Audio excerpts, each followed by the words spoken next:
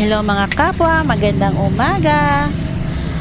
For today's video, gagawa po ako ng pares na laman. Ganyan lang po ako maggawa ng laman po. Gigisa lang po siya, yung parang adobo lang style, at lagyan ng konting asukal.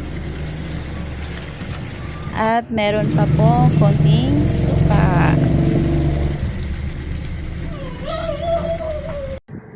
Halo-haloin lang hanggang sa manuot na po ang kanyang mga lasa.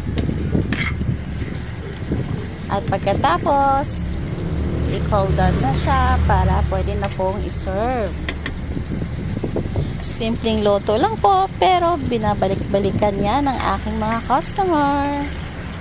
Hanggang dito na lang po muna mga kapwa. Salamat sa panonood.